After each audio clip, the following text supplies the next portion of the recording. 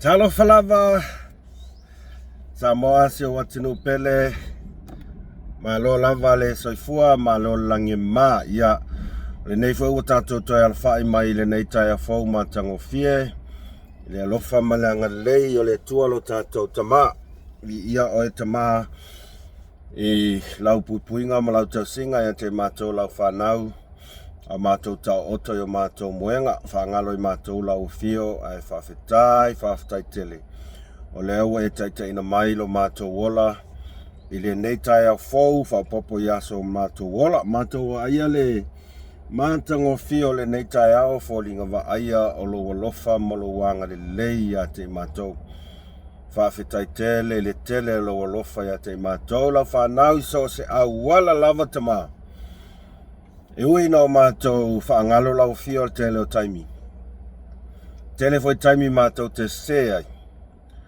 ai whawhetai e le mawhaione e tū la fo ina i matou lau whanau. Vi ia lava o e whavau, ona o loa lofa, ua sili lava lea mo i matou lau whanau. I taimi uma maso uma o lo matou ola.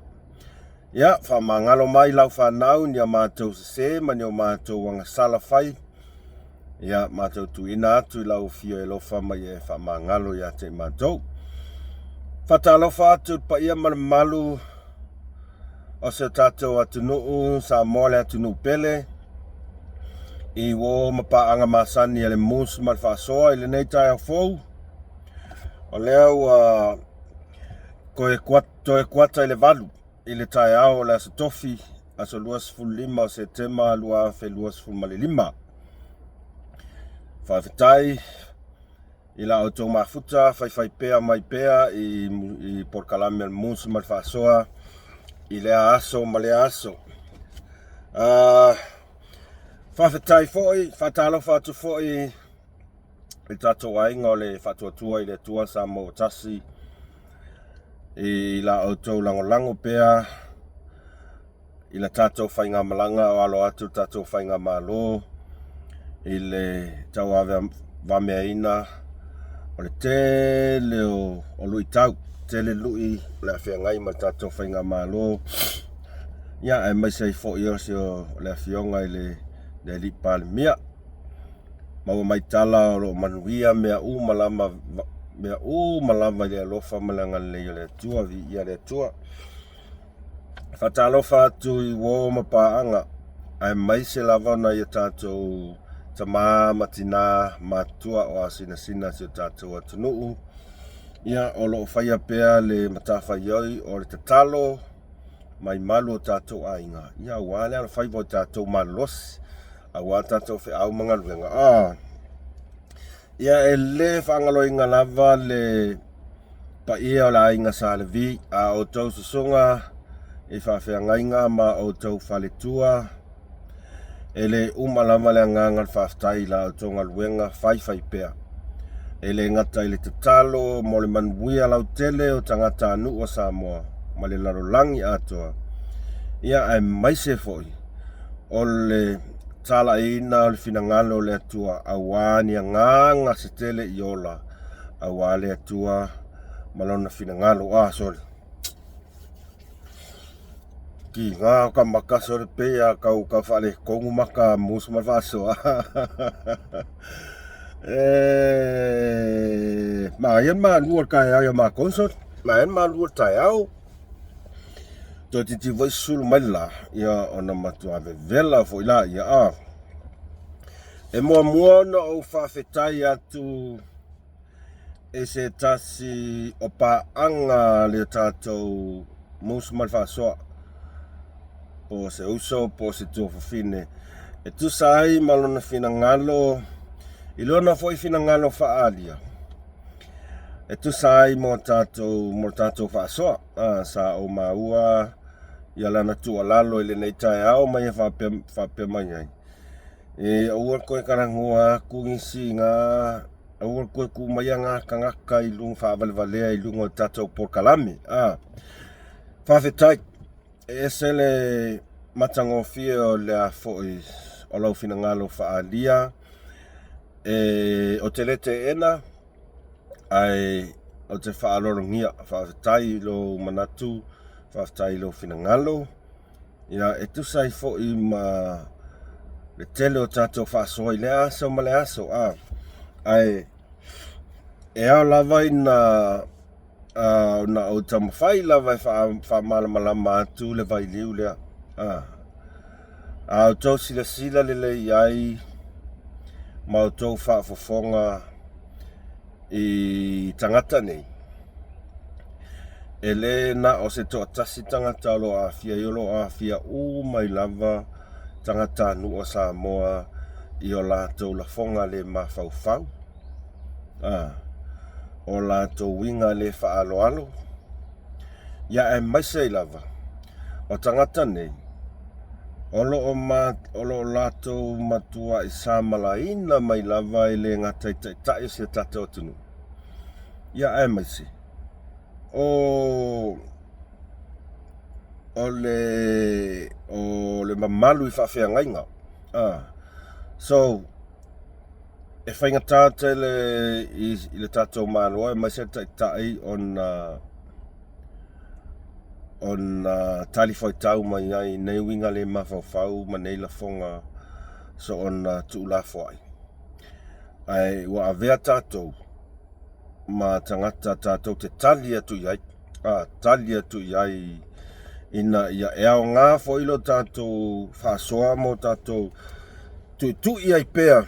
Inei tonga tainga tangata wapenei a tonu e yeisea ngā a tonu e yeisea ngā awa tātou te tuu saunoa ina loa tangata nei whapele aia masese ango iai. Ia o nā tili ai lava lea o na whapela ko a ele maanga ia ngā kome le whai. O le wea ngal pā mama pungi nguka ka kai whai koe ka kōkala. O le mea lea e te whaamalulua toai ma lea nganga mawanalo tele I se uso se tua fine tu sai malau fina ngalo whawhetai tele malau fina ngalo. Maanga ia waila toai na fina ngalo ia e o ngā mu tātou. Ai tātou tu au no ina lo toai ngā tangata ia. Ngā kou sila le ia me kupu ai. O le a le mapu le mea ka o le mahawhau. Ai e awa ino tātou tu iai pē ko inga kakaia a tonu e eise taimi o le atua. Na ia whaapea o na toi mawhauwhau ai. E le o le leila to mea ia whai e tau o na sui. Pei o se anganga na ia musman whaasoa e pei whauringa mai le mawhai a o na o tau whai a e wha mamale to e anga I le sui o le pānemene. Se vanga nā fo iwa iai ni mata uponga o ngā na lava ia tangia I le mawhauwhau. Ma le tau whai lava se sofa le tau whai ngā se tātou whai ngā malo. Ia o na tātou e ui ana iai nei mea laiti. E anga I mea laiki pei o le foko e fsiringia le e taitai o le tuangai ia si ngā mai ala fionga le li panmia.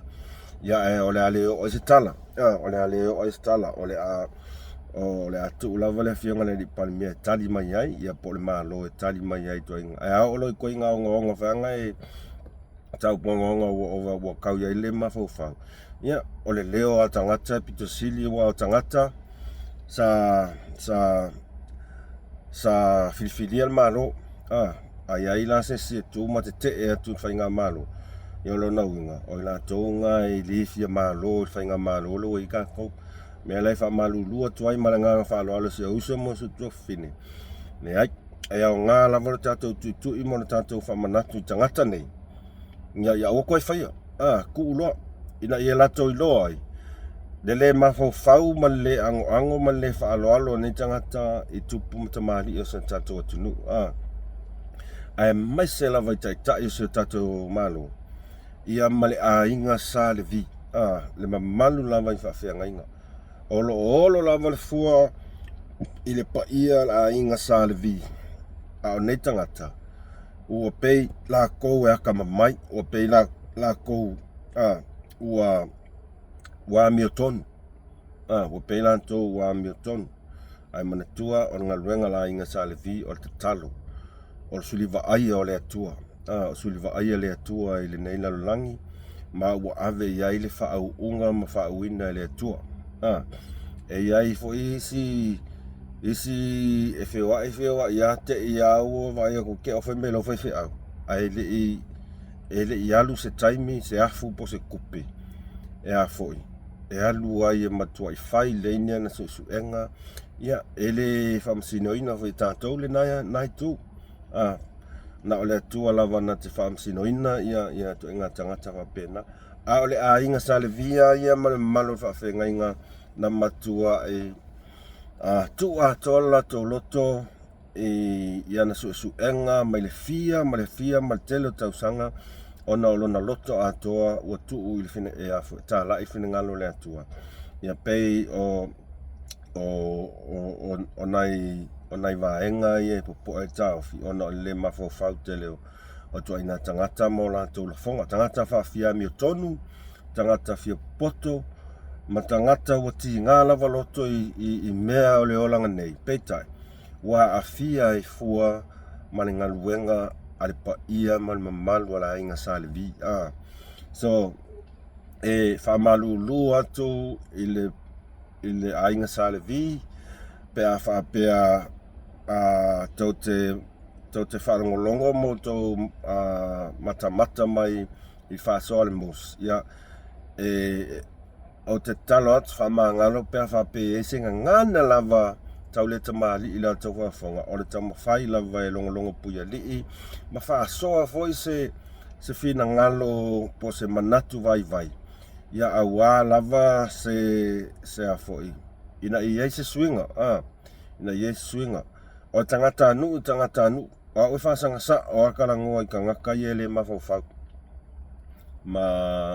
ma ele alo foi se tala e a foi e tuu atu to inga tangata nei awa ua sila sa mo i le mawhau o nei tangata mo lātou la whonga so e wha malulua tai pia wha pia e ise taime wha soa tuai mus e ise ngana e le tatomali i lātou wha whonga i wha mangalo mai au na ia pia se tala nai se uso po se utua fine ai wha whitai tele lava mo lo fina ngalo wha alia ia o le au makanga nga sauri kimu wai ngā mea la ia wai ngā mea la ia mana i timu e whamalua i fo ile whamalua i fo ile nei aso ia ma whasusua i fo ile lau ele awa ia mea tuto ia ma ai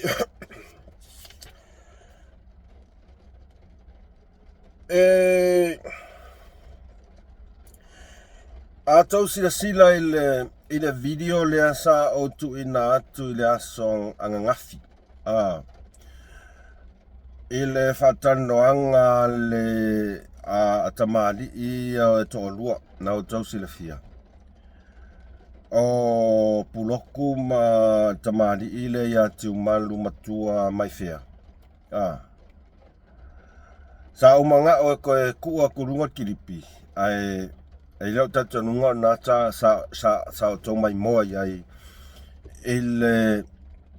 ila fonga ale nei tamali i ua whaasanga i le pa ia o whawhiangainga le pa ia o whawhiangainga ua avea lava lona loto ti ngā ile whainga malo fau atu lai mai mai se lava le fionga i le pāle mio Samoa wa avea lava lona loto ti ngā i le to i lalo le vaenga whao whai lea sa langolango ai ma mea ua le ai se tua oi o ona la fonga lea ngai ua ina whasanga ma whakuku mai ma whai ai ni la fonga le ma fau i le pa ia o le ainga salevi pa ia o le ainga salevi o usa sa o ngofo mo kau ma fau pe whawhewhea na whai atu se tala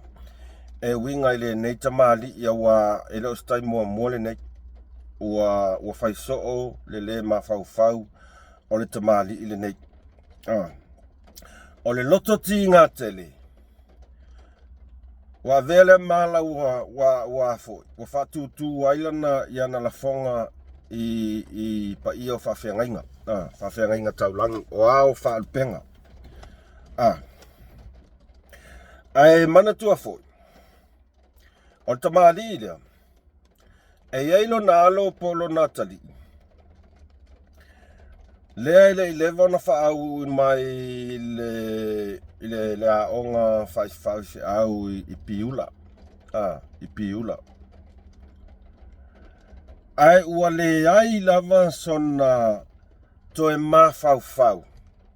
Awa o ana la fonga ina la lafo o le tau whaavalea o tupe a tangata matutua lea na ia whai mai ei. La sa tau whaafonga i le video. A whai e eise si a whai manatu e alu e whawai au ona o tupe.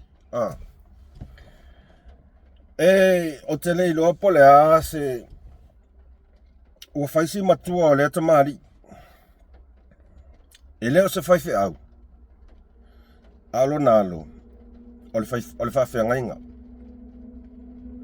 Wale nofo mawhau le nei tamari i o lona tali i lea fwoi whai au. A ona la fonga, o lona winga. I lau mai tau watu iai. O le melenga manga o ia longa kali i alu e. E alu e whai au. Nge sau i makoi ai i makupe kaka makua. A wale winga lea wae afia. Ea afia umai lava.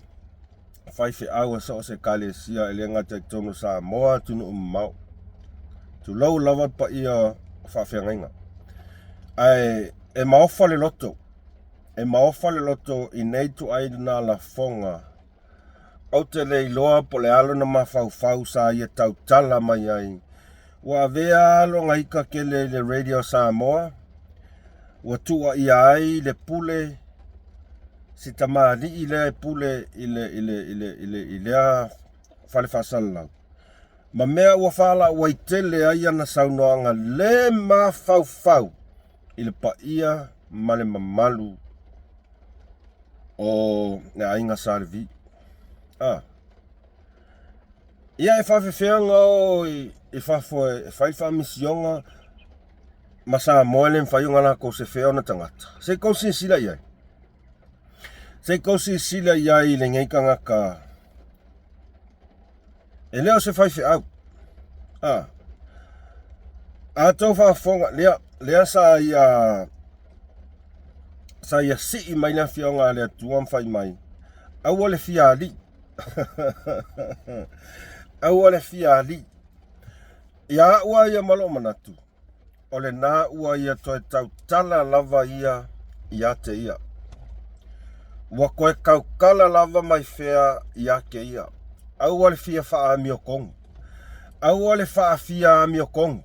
Awa a tau whaafonga nei i la fonga tangata lea. E le misi sanga kala he whai ma sanga whamakalanga. Au te a mene i lea tua. Au te mene i lea tua. O le mea le taunu. O le mea le taunu.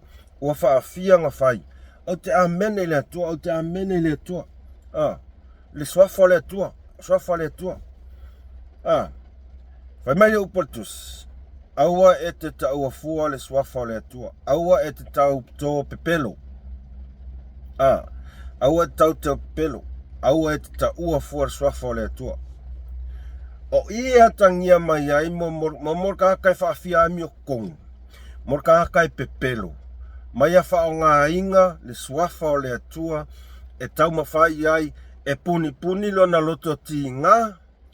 E puni anga mea valea. E whiu e kaukala mai. E ilongo o fia kua ama morka ngaka e whaafia ami o kongu. Ia whaafenga kaukala lo nguku mai whea. I le pa ia mare mamalu o whaafea ngainga tau langi o ao whaarupenga. Na whaau uina i lea tua. Ma oi. Ma oi. Oi. Momor ka whaafia ami o kongu. Momor ka pepelo. E alua le mea o ta amene le atua. E le ai ma se mea o au folfolanga ia sa masanginga fai mai. Amene le atua, mea le tupu, amene le atua. Le ai ma se mea ngakupu. Le ai ma se mea ngakupu. Nga o mea maka ngā mea ngakukupu mai ia oe lea mai fea. Ai alua e whaku ku maale ia mea. I whainga ma Lord Fast. Aua ke fia mi o kongu. Aua ke ka ua fuale swafa le kua. E kau pungi mai ai lo fia mi o kongu. Ai e ke a mi o valea. Ma fau le leilo loko I fale malau a inga. I le lau maung ia mai o kala. E le fai a kua skala le mea. O e ma fau e le ngamea. O e ma fau I le fia o afe ma afe tupel au lotu lea sa e ngau ia. Lea sa o e ngau ia. O e ma fau ia. A whapea ki kauka ua pea a fionga lea kua. Aua e te ngaoi. Wangalo ia o e nā tulafono. Aua e te tau pelo. Aua e te taua fuare swafa lea tua e pungi ai. Iau mea valea mau mea pepelo. O le loto wa tinga. O le loto wa leanga. E sa o alea kala. E le o le mea e alu totonu. A le mea sau I fafo. Uporkus. O le mea sau I fafo. E iloa ai le mea ngai ko kongo lo loko. O ke ofo a uia ia ke oi. Tau sila fo I Samoa. O le lalafanga po o le tūmalo le sau ai mai fea. O lea tu lai mai ai le suita mai tai. Lea ua filfilia e lea tua e avea masui fo fonga feta lai. Anga wa on makua ia umimika asor. Wa uia, makua ia umimika makua kumano. Ngangai fo maunga lua. Whaftai whatola whala inga la whionga palmia. Whaftai le musunga le nganga pa ia le atua. Wa tō fia il mato sui a vea ma minstaha. Anga whapeo au si HRPP ai. Wa kango whafkai.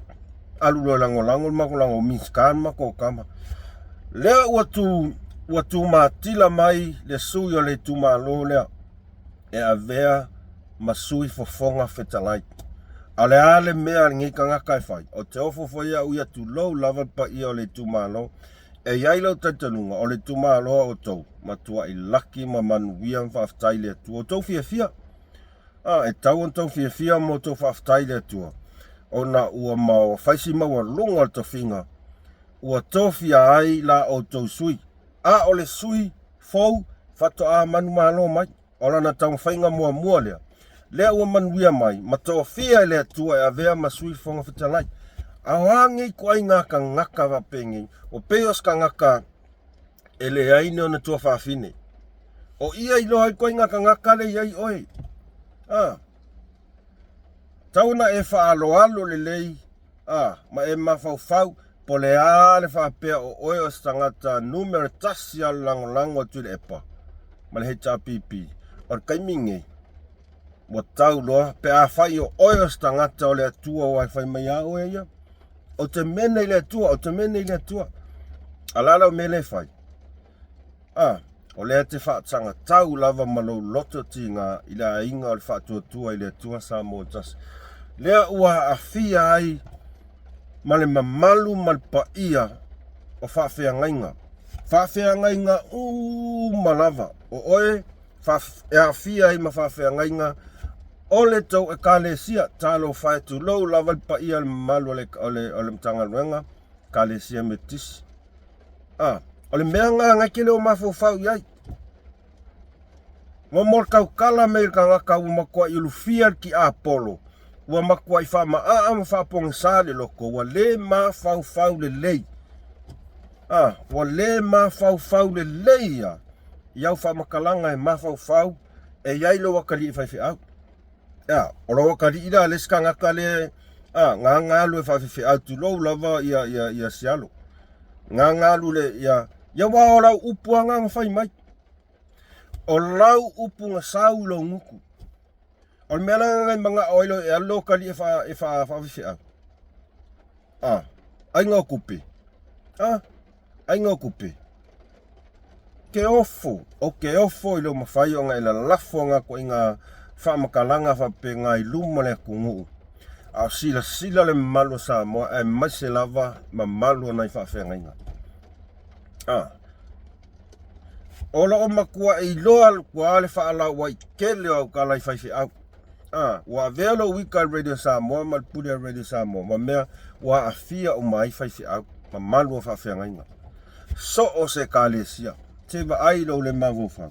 Se va ai lo le vai tele o le o lo mafau. Ma lo le mafau mua o nga whasau ai leo le o nga e kaukala mai lea. Awa velo loka ki ngā ma mea wa le mawhai ai lava ona tā fia. A whaapea o lo mafau le ngā o kupe. O la kala foi la le la whai akuia oi. Le lopo kon kupe o e limongi e ke sau makua i whai mai upo e whaaleanga ai a inga whai o fast. A whai o kongi kupe o e ngisi ka ngaka e ke sau e whai mai ngā luenga la o larka unga kupenga. Mafau le lei. Mafau le lei mai whea. Va ai le mea i loa kua ilo pepelo. E ilo le lei a kua momor ka ngaka e pepelo mang whamkalanga. Mai ia puloku to tele tangata mai Melbourne, Queenslangi o Victoria, ia o New Zealand, tu tavili mai. E ho ofo e Samoa nei, wa matua i li liu tangata, wa li liu ia tangata e lango inga kako ia ta porkalami mata whatanoanga e sea. Ona ua lato i loa le ami o tonu lea e, le ami o tonu o lea tua. Sa se mea ami o tonu o lea tua. O le alfa maonginga lau kalanga. Wa toa tele tangata wa li liu wa tu dua porkalami. Samoa, ato wonge i ko ke sila i le porkalame lea a kangaka. Tau si fia fo i le porkalame lea ua fia se furu tau sanga o whaakumai. Sa maku wa i whai mea mai lunga le afo.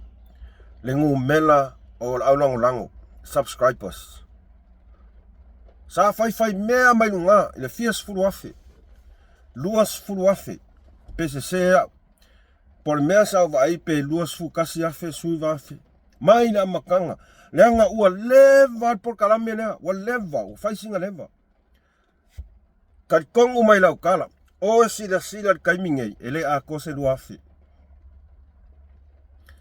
O le mea ngā whai ako ai mo ngaka e pepelo, ai le ma fau le le. Kangola fika i fo kanga ka wa makua i so sola ese makua i o ese mal por kalame lea ai sea langa wa i loa kanga ka ko inga kanga le puloku e ku kusa le lei o lua ai mai o e kupea ale au loku i sila favalea mai puloku ya a inga ma ai kupe is kanga ka ese i o mai la kaukala mai sole. So ke apa mai langi ko ke afio mai angelu do fam kalanga. O ke le fa masingo aku ya o lo ai mese oi mai fia. O ke o fa ia le kumalo so wa kaunga aves fa kuanga yai pe fai ai fo is fo fuanga. Ai sea. O le majority o le kumalo wa avele la to lango a inga o le fa to tua i le tua sa motas. Ale le alfa manu yanga. Lea ua tula i mai le sui tamaitai. Lea u filfilia e avea masui fofonga fetalai. Awai kangaka ngai whakauke. Or kangaka lawan ngai. Whaki ngā. Whawhia inga. Whaki ngā i kangaka lau keli. Avea nga wheku i kangaka lea kungu. Ia. Kailo iai. Ai. E la ngona whanono. ela ngona whanono ai au tera ngona lava o lo iai le na foi o lo iai le whātou whala inga i le pa i o le tumalo ma le mea mo ia kau whai sufa o ngai sa moa ua kau la whainga malo nga whai sufuanga le ri ile ya awa o ka ngaka fo le ngei whapea uma fo ianga la fonga le mawhau sa makuai whai al HRPP o whea le oso mai molonga fia wha ami o kongu lea o whea oso mai molonga amene le atua o te amene le atua o ka lea nga makuai whai upu leanga makau whai i vai taimi atu lai maila whianga le li paramia atu le epa o le almen kupu nga ngai loa o le a whai unga ko le epa ke ia ko kule vai ke ia ko kule vai o le mafuanga kongo ale nga lili waka karangi ale fuka e alu whai mai whainga malo fast ko inga ka whangu kunkulua whapengei ua avea lava suafa o le atua e whai maulaku lafkanga a ko kongu i makua i makingo ale makua i leanga whaia ku ulofia wha amio kongu ku ulofia wha amio kongu malofia poko e le ai ma se mea sao o a mai e lua whaasalaunga e o fo iau por kalame le atua a ko kongu makua i e sao i upotus e sao e le o latou uma whai mai le tuai o kongu ale kakanga alu mua e ko kongi kupela au loku ka kalo le au loku e wha maangalo oe toi wha le lei ma le au loku ngai koe sauru la ia te talo le tua e wha maangalo mai oe mia wa aie wa aie whio lolo fo ianga i mea i ngofo masingi ka mai kiki wha valvalea ya mai atu na mata upu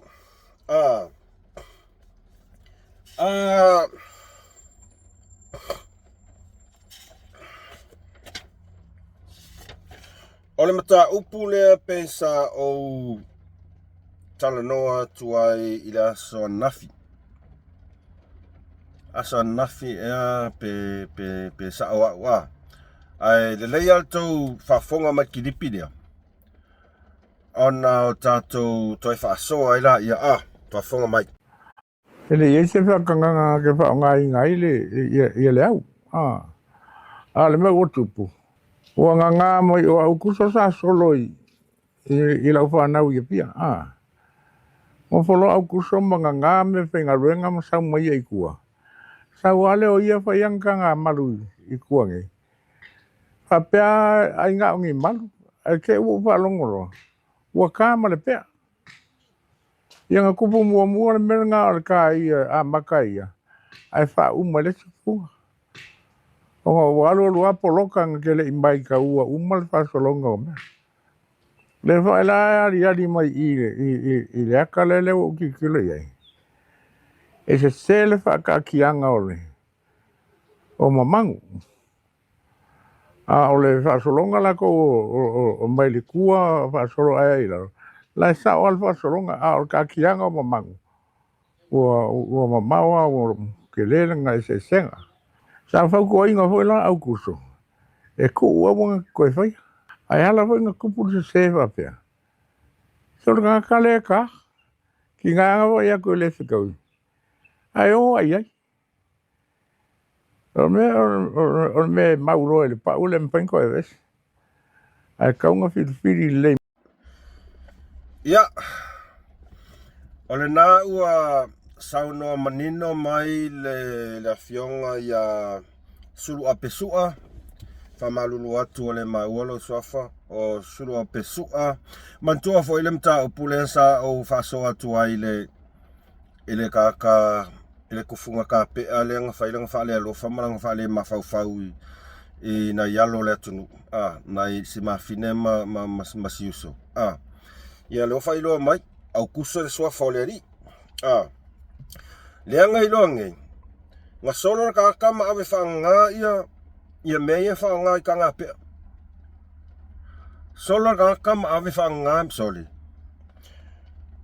Ole makua e fai loa manino mai le fionga ya suape. O au kuso. Sa solo i lang whaangau. Sa solo ngal wenga lang whaangau ya pia. Sola loa mga ngā mea ia alu raka maa loa whairanga whaingai i ola ko soli. Al makua ngaka. Ngā sa ko si sila yaka yang ku mai lunga le o Facebook. Ole makua ngaka. Ya aya mea li e solo ya lufia. Ole mea piko silinga makanga. Ole sola mga ngā mea tō tina ala inga. E alu whairanga whale alofa i ola ko i kuala ko lea la. Wa afia mai ai mastamari ida ia nauto sila tu yai na uma e ona to e teu ina lei apia on New Zealand o monto teu matango fie a ova ainga inga yo inga ma mea ia i whainga kakangi au kusasa whai itino itino siama fine masiauso ole makua i aka ngia mai ale lea lofa ngi kakasori Mako yaka ngia me ale le mafau ngi ka au kusosol. Ya ua ia waka e kaunga molia.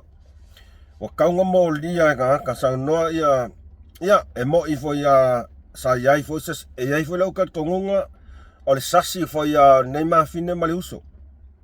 E tauan si sila to ole lei por mea ai se kaunga fie e o se toi whamanatu fo ilea i along whanau se tato tunu. Ua ia ilo lato nau ta inga e fia taso lato ta tau ia po se madu. Ia sila toa lei ina ia uato e tupu mai nei tu ainga whale tonu ma nei whaamlawe onga whapenge. E whaamaka e whaamali, pe e mali e whaia ai e whaisinga onga maku ianga ia inga ngakangi au kusa sa whai. Onga ole mele te tau pe ona sau nosun api. E le whaapea e pipi i rara te tau pole pe ai lau tino. E le aise malus i anga e koe ave esi hei. Ia o se toi whamanatu fo i se tato tinu. Ina ia sila te toa i vaenga nei au ngi koe kupu mai. Ia va ai le history ka ngaka. Pe iai ngianga kangaka sa ka. Ia neng whai mai sa whapeanga o malu lai whai ia e o le malu. Soli. A leo wharonga kualu msunga imi. A kangaka sa solo pea. Sa solo. Sa solo inga luenga a alo le afionga ia subapi. Ai sola kangaka sola manga ngā. Ole ngā oil mea ngā. Ua ole upumoni e te tau na whain morianga. O lea ua e kaule ka ilo ia ipe wa le whanonga whai mai se ilonga e skanka koe moria. Ia pe tai, pe alova e kua lawai ua koe whafo ia inga lea. A inga o siwa inga lea i Samoa. E kaunga o e whain morianga le ria langa e whaisionga onga. Ole mako ia onga, ole me pipi i pa o e le mawhainga koe ave ese. Ai whaalongo aku o e lea au kuso. E ke le mawhaia se ngā ruenga ma e ke le i e fia lava se ngā ruenga o se tāina o se tatau. Kuu. Ua maka ngā lau mea ua whai. Ua le ese lau mea lea. Ma le mea ka anka ngoi. Mea whasio ka ngaka. So se mea. Ua makoi maka ngā lau mea whai. O le mea lea. E ka kau anga mō lia ka anka le kulafongo. O leo wha maonia mai. Ngā luma sola manga ngā uma me whainga ruenga. E alu whai iang saungi ngā se wa ai mo morka kai le whewhe ma le ma whau. Ua makua i tole. Ua le loas whamkalanga whamkalai. O lea lau a mai wha mala manga a lea whionga fo i ua whai fo singa londonga ia tala i whatinoina o leanga ruenga i telo tausanga. Ora ka sa solo i lang whaangau, ai sola manga ngā mea whainga ruenga. Alu roa whai lang wha lea lofa, lea la wa afia i masi uso lea masi maafine. A ngofo mo koe mawhau, soli, anga wau posesi o kingo le kupon mea lea. Ia sa o molia sa o wha masingonga. aua o le ngaka o soli kula fongo o le sola ma ave fanga ngā mea fai ene whale alofa koe mō lia kula fongo wa e kau o ngai ai sanga lai senge e ma fai e o ngā whakingo inga ngā ruenga lea leanga o mea foi o mea tō tino le tunu o le songa imiti tole e ese le tā ua i le tātou atu nuu ma le tātou wanga nuu e le lalo langi ako lau tau si sida iai mo e ifo kako kamo o ifo kako kamo mangsa mo ma le songa imiti e ave uma iai le maka ka aka fa mai boi ese manga i la mea se manga i la mea Fali ka kongu, ale walu nge ka whaira whale alo whasonde. Kua inga ia ngā kā o kai nifo e ko ulo atu lo ula whasamoa. Langa ele manga ia. Ele manga ia mea kakarenga whai. Whai singa maka ngā. Ia.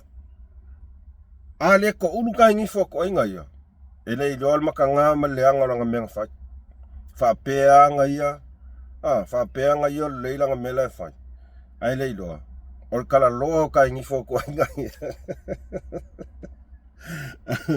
Ngare koe whai ai lola ia avea ma o onga.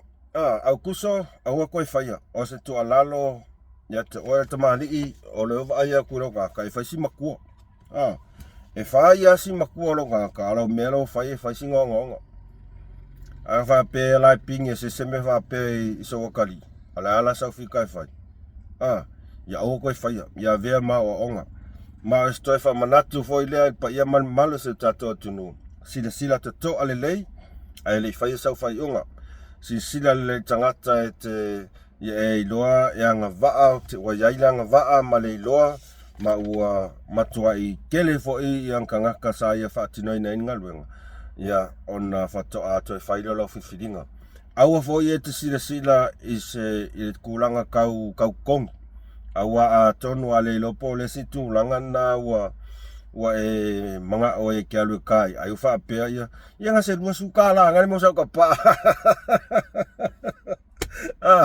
wa ko fo nga se la ka la e ko la ka va le fa ko sa kipi ia le la ka ho pinya ko nga me fa pe nga awa le fa pe le tup e te le me fa pe nga kup ia uma e yang ko kangi dola io o esa o ia le sko inga wale kangi vi au me fa penga fa le lau filinga ia na fa fa le lau su enga ia na fa le lau filinga fa tete to inga tanga fa pe nei ka ua me ka os scammers o ko inga ka ia scam people ai uma ia ele longa tau unga pe o se manatu na tu le nei mata o tato mata muli fa uma tato fa soa to tasi lava tato kiripi ele mi lava tato kiripi ele mi lava se sila mai sa mo malaya le na te fasi fa lilo le la te tua oi ona tani mai le no umba ameni ai ka ko ke ki fa pe ai alu lo me ia well let me tell you again this. Wai ho o mer kai mingi le ka usu ka ngala ve ska mai kikia o nga foi le ka le o mer kai mingi e ku wa ye isi ale la mangi ngole upole kwa o le nga faia ela pa ngo sa ku ngor kan no o le nga faia fa mai upole kwa eke malaya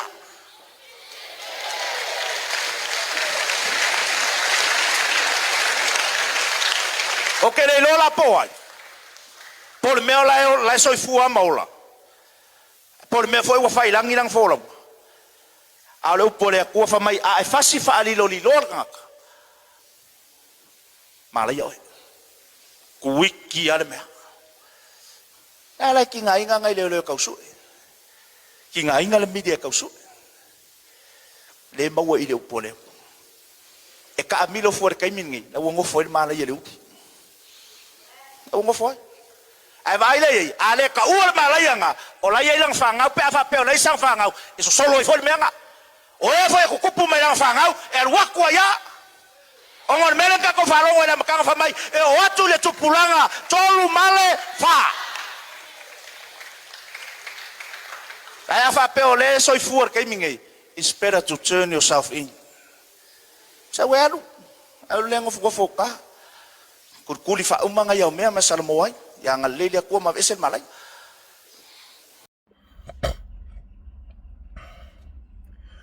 Oe lea nga faya.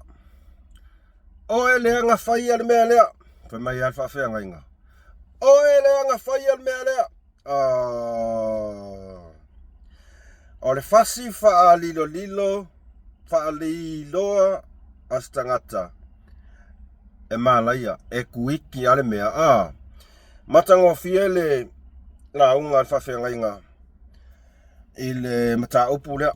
Lea na ia whamafa mai ai tangata lea na maliu ai se tasi o tali ua lau loa fo tali ia tu au tu lau lava toi ta ua swafa no pa ia le la inga nenga sa ngol fai fea nge i wha a pea e alu loa le mea lea nge wha a pea alu loa le mea ia ai sa oa mai upa le tunu e tuai lava ai whai mai tuai lava ai whai mai e mangiki o ka kingo so le fefe e peang wha peo ka ika len kupo le mea lea. Peang wha peo ka ika len kupo le mea lea o le soa ki ai adu. Koe wha longo la i le sau so le o mangiki o ka kingo i le sau kusi sa o mea le lima. O e lea nga whaia le mea lea. So le ya ole naua mai fotuanga matua lalo le whawhianga inga. Turn yourself in. Te alu le tua. Turn yourself in. Ia ngā lula ia kulinga iau mea ele umia. A o lo whaia leo le mea lea a ngai ke sola. A whapeo whafonga mai oe lea nga whaia whalea lo whalea. A whapeo le ka whaia le mea lea a ngai ke sola. Oe lea nga whaia le mea lea a ngai ke sola. E ke fiu e ke sola. Neo whamakala, leo koe whamanga kumai i whaiwhainga inga. E ke fiu e ke sola. Ie e mankua. O le nā ua whamanatu mai le whawhianga inga. Generation to generation. E tu wha solo le mea. O le mea le mangike o ka kingo. O sole. Ua e malaya. Ua ilunga lo ulu le malaya. O iau e. E se le a foi. E se o ka la ngonga ngā kaimi. Peanga wha peo ka ikanga whaia le mea. Peanga wha peo ka ikanga whaia le mea. Ai, ia la lesi mea. Anga o ka alofa ila ka whangau. Ia ka alu loka i ka kongi la ka sala. Aua ngei a afia alo mawhanau. Mawhanau o tau whanau. Ma eso solo ale koko le mea. Eso solo ale mea. Pea e le kau kingo le mio kong. Ua lava o e pau iai le angasala lea. Ua lava o e pau iai le toto le atali i lea. E lofa i lau whanga. Ai a whaapea e ke whaahuru maloa. Ma e pe ke fia kama mamafa. Fia whaaliali ma e fia lafi solo. Ia e lord kaunga unga. Ore ngā ua malele mai le whonga whawhianga inga. O ngā loa e kere lofa i lau whangau. Kere lofa i lau ainga. E kere lofa i whangau a lau whangau. Whangau a lau whangau. Se i alua aua. E ke umalo malalangi ngei. Le se me koe mwhai. O le awha solo a le angasala lea. Le malaia lea. Ele koe fo i mai. Ai. O lau tua lalo. Ua lava oe. E te tau ave inga le angasala kele lea ele i maua kanka lenga maliwai. Pea whawhea whapeo whawho. Whonga mai oe lenga whaia le mea lea. ua lava oe ki kau aveinga. Pai a lofa I lau whangau, ma lau whangau, a lau whangau, o lau ainga. Ua lava oe kau avea. Ai sea, e ka kau anga pa u sa o sa mala leo lor whao. Oe lenga whaki ngo inga le mea lea. Alu e kuri whasalanga. Pole ale umi, koe sau kua, e mangalo. Wa mama oe. A olo ka milo, e lafi. E aki mai ale malaya nga. E leo se upo a, le upo whawhenga inga. Ainge I manga foi, a e kuma e whape ke fia kaulu ilu I whawhenga inga. Le ai. E whaisko akela kaka ngā whewai mea nga. E whaisko akela kaka ngā makua ia whewai mea nga. Ke o sau lau whafo. Ke e aua ua foi. Ua okira kali. A le wha moe inga le kali I le ainga. Ke aua uma. Ke aua uma. Mo ia menga kupu. Ie whai kekela o ele ki la filafi. O le ngā ua koe a mai le si tau longolongo. O le ngā ua koe sau le skau longolongo ma koe whamaku mea ki oe. Alu oe e kali lau mea se senga whai. Auange I o I lau whangau malau ainga. Aua. Ai alofa I lau whangau malau ainga. Alu oe kau ave pua ngā. Ele umi fo ya. Ane whai mai. Ele umi ya. Alu oe kuri ele umi ya. A kongo e wa aingi kuri lei. Ia ngā pa u mea lei lalo po se meo se luas fukau sanga po se kors fukau sanga. Whea koe fo. O lau tua lalo fo I mala ulu ia o kou ia ko ke sila fia umale mea le kupu. Ko ke sila fia umale mea le kupu. O kou fo ia pa ua I lunga mea lea. Nanga ngai ko ke I loa le mea sao. Ai ko ke le kaukalai. E pa ua fo ia o kou lunga upo whawhenga inga ia. Mo ia. A le alu o le kaukala sa o le nguku. Ia e a fia fo ia e malau whanga. E le nga o le case fo I lea. Le tali ia tu au. E kele case. O le uso ia ifo. Le na maliu mai mua. O ifo le swafa o si uso. Tu lau lawal pa ia ainga. Le afo ia ele o mo meskala ke aua. O se o mato uso pele ia. Se o mato ainga ia penya mina. O le profesa. Profesa. Ma le tele ma le ono wai. O kua inga mea ia. O lea ua tautala mai ni whawhenga inga. Whetalai mai ni whawhenga inga. Oe lea na whaia le mea lea. Ua ilo ulu le malaia. A e lea le taukala la mia kong. E wha solo. I lau whangau. Generations to generations. Ngā alunua le whapea. So le vasa. O le mea mo. Leanga o le ola le atua. Au o kou ka ngofi ave ese le ola le atua. Wa kou pule o kou ma ese le ola le akua. Nga kou ola i so sola. Ka pungi kou nguku. Le ise me whaia. Oe voi lea komsinga leo. E pa u fo ilo ulu le malaia. O ngai kei loal me la mio kongu. Ai le whaia. O ai umala kou ola a fia kongu ku ai ngā mea ia. Ia le ngā ua kou whafonga. Ia kou whai keke. O le kaimini ngai mangua le ikuai. A e loa se mea. Ai a lo whai lau whangau. Whangau. Kai miari ngai. E tuai. Ai whai mai. A whapele o oi. Nge e whapea ai ke e afo. E ke furi mali mea. E ke le free mali mea le ali man. Whamen whawhenga inga. E kui ki ale mea. E le ngā mali o le tali ia tu au. E ai. Mea pio umai e kukupu. Masaa le toto. Kou ngofo ma ve ese ola. O le ola le ri. Mai yona, mai lona whanau. o kou yang whainga luenga lea, ua kou fia pupule le ola le li, ua kou le ango le li, ua kou avi ese le ola ngā fwai mai le li, kou ke ola fua, le lea u whai mai whawhianga inga, ua I kou ulu lea mālaia. A kou le whainga luenga kaiminge, ia, sorry as tonati, sorry as tonati, e ne wha peo whai aku ha, o lau kanga koe wha makala kure nganga lau kele man nganga kaukala. E sao. Ia mea lena, nenga malele maile sunga whawhenga inga. Au a kau ka alo I mea ia. Ai mai sea o elea mai whea ma le ngupua lea o aifo. Lenga whai mai elu po.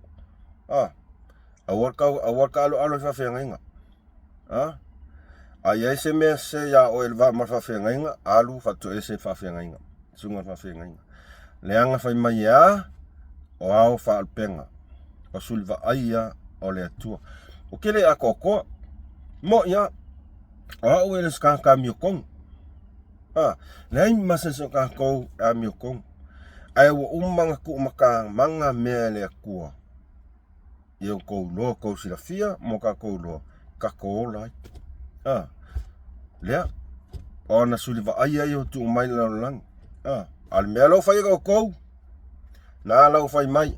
Oe lea! Oe lea. E le whai al mea mi tonu, ia. O lea. Ia, nā o toi whamanatu. Toi whamanatu mai whea. Awar koe whai lau mea ngā. Se awar kala ngoa I mea leo, el malmalama. Awar kala ngoa. E ke whio e kau... E ke whio kau ka I mai whionga lea kua. O te amene lea tua, whai mai a whionga lea tua. O lau kala lo whea kuia o mai whea. Teo ke whai aku. Peke kaulo koa mai arke nese kalwhalinga. Pe ave ese arku spa ia. A e saunga I whai mai. Whamela whionga lea tua. E te tano me whia. Wha pe a oe. Wa ea mio kongo inga. Le ai. Alu foi oe. Whako ese lau loku. Koe ko kongi umakupe lau loku. Nga wha maangalo I oe nea kua. Ai ke whio e ke whai mai. A mene lea tua ame nyafi a menge lea kuali ngengo ke lelang sala. Ale vai lo ko I whale marang whanga ule sa o tourist. Ye ne whai kosa ukara ngā mea. Ia Samoa. Al tato whasoa le nā le ne aso. Pea nau whai ato. Ai ai se sala o pati. Ai ai se ngana o le tau tama li ila o tau whafonga. O te talo atu mos man whasoa. Wha mangalo mai. Ai a whapea fo I ua iai se whaasoa ne vaenga o whaasoa ele o sao I sao whaasoa atu. I sao whamatalanga ma sao mutang whai whamamlama atu. Ia, whaali mai tofi na ngalo. Pea ngā whai aku. E lea kau whia, whaali mai tofi na ngalo sole. Fefe le oso mai ale palau vale ale sao kamao ngā. O mika le ngoraka. O mika. Sole. Ola se au le leo palau vai kamaro. O upu ai ngā kai upu. Ia mika, ia. Se o ke ofu fo ia, o ele mika li long pai ngā ia ngā upu ali. Ele le alo o alu whaila lo, ngiu mana lo, alo kangole mai, lumale makan malo na kungu, ia. Ku ia pea oi e pulea oi, a whai al mea e masangi ai. Oso le mea le whasa ai wala mai I e ngangal pamporoka. Ai whaftai Samoa I lau tau whafonga mai. Whaftai lo tau mafuta mai. Whawhetai tele au subscribers. Lau lango. Ko kiki ali mawheka ko subscribers ai slow and sure o tele whatau na wina lau tau finangalo. Paule mea a whai e tele subscribe. Ia like, share, subscribe le kako channel. A share kako channel ia na ia whafonga mai wai au ngā ia le share kako channel. Ina ia o aku kako whasoa I ka ngaka ia whasinga kongu iai. O le winga kongu anga lo ke mga oat. Share aku iai.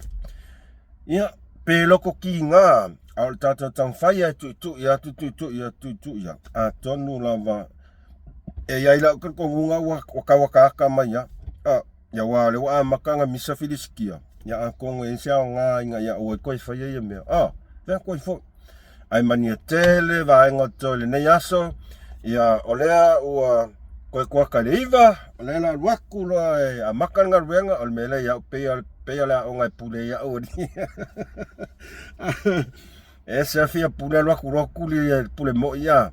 Ia e whawhetai lava mo whasa, manuia le tua, whatoesa foi malo whawhiangainga, pea wa fiolo tupa ia mono tu malu whasoa mus, ia whamangalo mai au aunga. Tina mama tua, whamania tele le tua e tua tau mai a mus, male whasoa, like, share, subscribe, whasoifua.